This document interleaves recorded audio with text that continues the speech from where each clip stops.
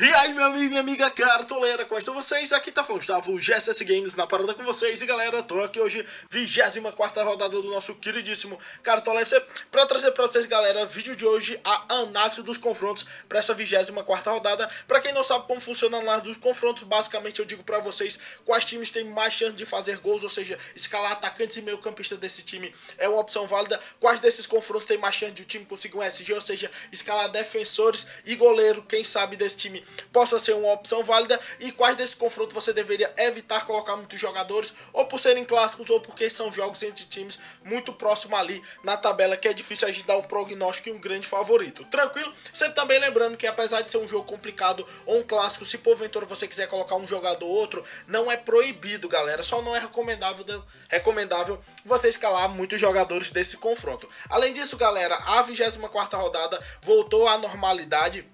Rodada passada, entre a 22ª e a 23ª, tivemos 2 semanas de espaçamento entre as rodadas. Isso acabou atrapalhando um pouco aqui o canal. E como infelizmente eu acabei tendo que viajar na quinta-feira, eu não pude lançar para vocês o nosso time definitivo. Eu queria pedir desculpa, porém essa semana vamos voltar com tudo. Ou seja, se você também não é inscrito no canal, parceiro, se inscreve porque vamos voltar com tudo. Vários vídeos diários de Cartola FC. E à medida que eles forem saindo, estarão na descrição desse vídeo também. Tranquilo? Então foi isso. E agora, sem mais delongas, solta a vinheta e vamos pro vídeo. Todo ano é assim. E aí? Depois de nós. E aí? Bora, negão! Joga, negão! E aí? Depois de nós.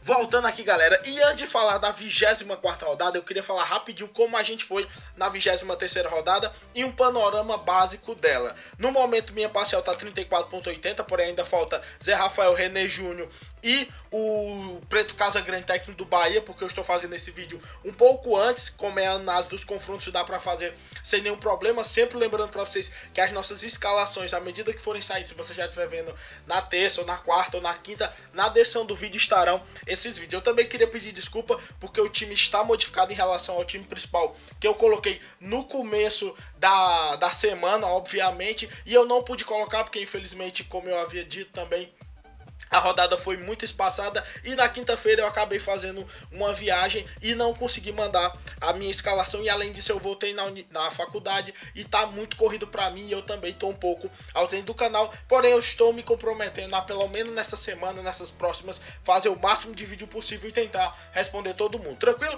Minha média até o momento tá 34,80, lembrando que tá faltando 3 jogadores, que é o técnico e 2 meio-campistas. O meu ataque, galera, foi razoável.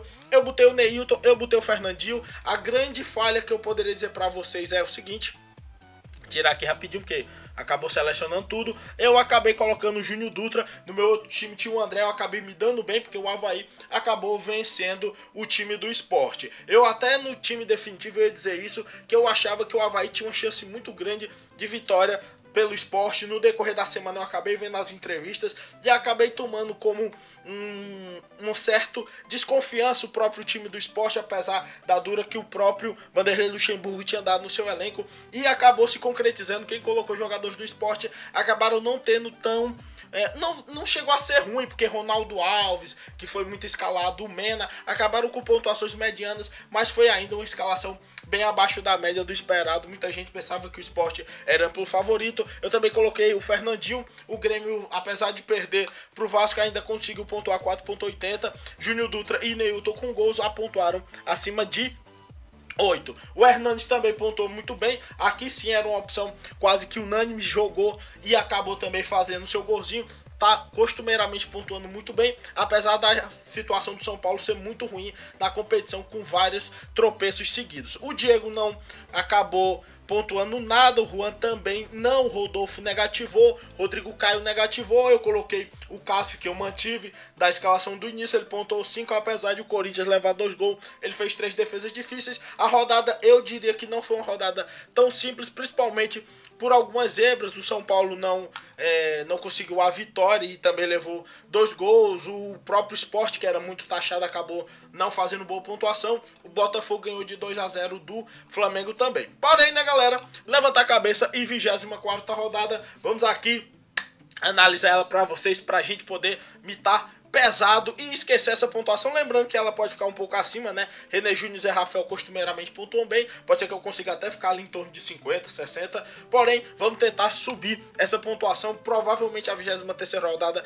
não será uma pontuação tão boa para a maioria dos cartoleiros. E o primeiro jogo, galera, já é um jogo mega favorável para a maioria dos cartoleiros, que temos Ponte Preta e Atlético Goianiense, apesar de o Atlético Goianiense ter um jogo a menos que os outros que eu estou falando pra vocês nesse exato momento que eu tô fazendo o vídeo. Falta o jogo dele contra o Bahia em casa. Ainda mesmo que ele vença, estará muito atrás, ainda estará no mínimo uma rodada atrás do São Paulo. É um time ainda muito frágil, jogando contra a Ponte Preta, que apesar de fora de casa ser um time muito abaixo da média, quando joga no Moisés Lucarelli, mostra uma potência muito grande. Jogadores de ataque e meio campo da Ponte Preta são opções totalmente válidas, algumas opções defensivas também, principalmente os defensores que conseguem ter muita roubada de bola.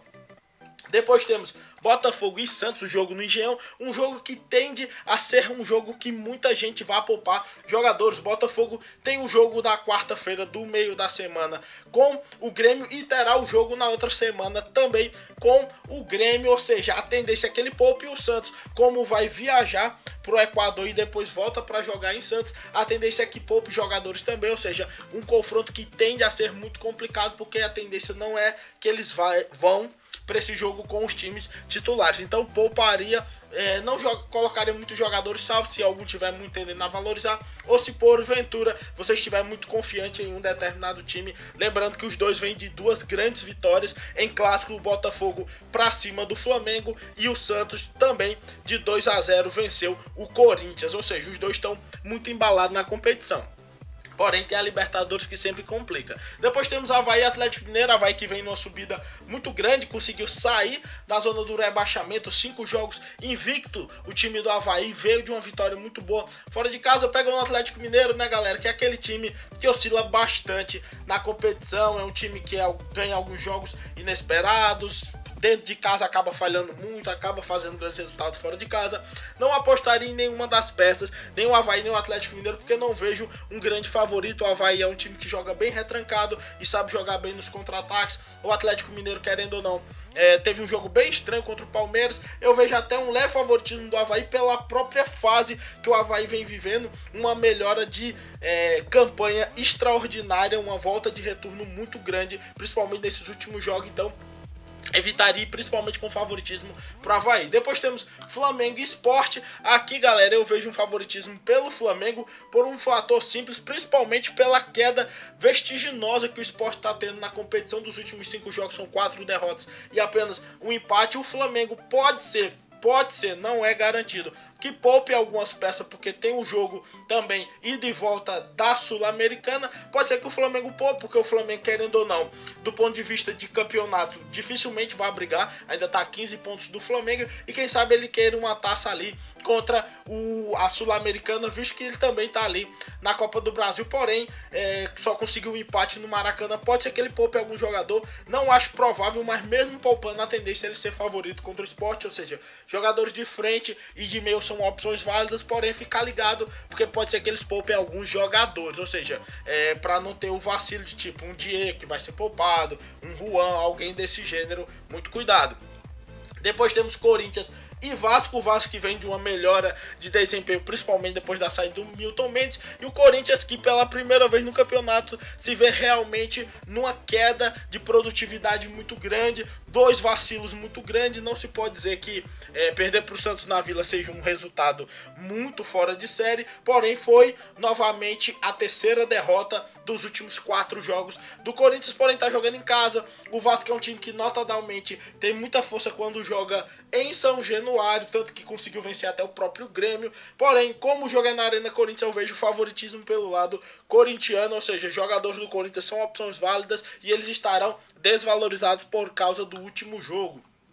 Depois temos Atlético Paranaense e Fluminense, um jogo também interessante, 2 times que vieram de empate. Eu vejo um leve favoritismo pelo lado do Atlético Paranaense, principalmente por estar jogando nos seus domínios, porém um jogo extremamente equilibrado, não é nada do ponto de vista de pensar que vai escalar muitos jogadores de nenhum desses 2 times. Pode ser um pouco mais para o Atlético Paranaense, principalmente se pensarmos em jogadores de frente. Depois temos Grêmio e Chapecoense, aqui é um jogo que naturalmente poderia se pensar que o Grêmio é muito favorito, apesar, principalmente pela péssima campanha que a Chapecoense está vivendo, porém sempre lembremos que tem o jogo da Libertadores e o Renato Gaúcho tende a colocar um time bem misto nesses tipos de jogos, ou seja, e a tendência é geralmente os times mistos do Grêmio não pontuam tão bem, quem sabe colocar jogadores de frente de algum desses times, visto que a Chape é a pior defesa da competição e o Grêmio é o melhor ataque. Porém, como é um time muitas vezes muito reserva do Grêmio, fica difícil entender, porém algumas opções de frente são válidas sim. Depois temos Vitória e São Paulo no Barradão, Vitória que vem numa crescente muito grande, o São Paulo ainda vivendo o seu percalço gigantesco. Eu vejo o favoritismo do Vitória pela má fase do São Paulo, pela melhora do Vitória e por ser um time mais organizado jogando no Barradão, jogadores de frente e até de defesa do Vitória são opções válidas. Depois temos Cruzeiro e Bahia. Lembrando que o Bahia pode ser que tenha vencido o Atlético Goianiense ou não. Vai depender muito e pode já estar bem livre ali da zona do rebaixamento. Pegando um Cruzeiro que vem muito bem na competição, vem bem na Copa do Brasil, melhorou no Campeonato Brasileiro, já chegou ali naquele G6 se consolidando. Eu vejo um favoritismo óbvio para o Cruzeiro, principalmente pelo jogo ser no Mineirão. E para finalizar temos Palmeiras e Coxa Branca. Favoritismo para mim do Palmeiras, principalmente que o Coritiba é também um dos times que depois do retorno vem caindo bastante na competição, galgando péssimos resultados consecutivamente. O Palmeiras é um time que não encanta, mas ainda mantém aquela posição dele nobre de quarto colocado na tabela. Então, grandes confrontos para se apostar. Ponte Preta, principalmente jogadores de frente.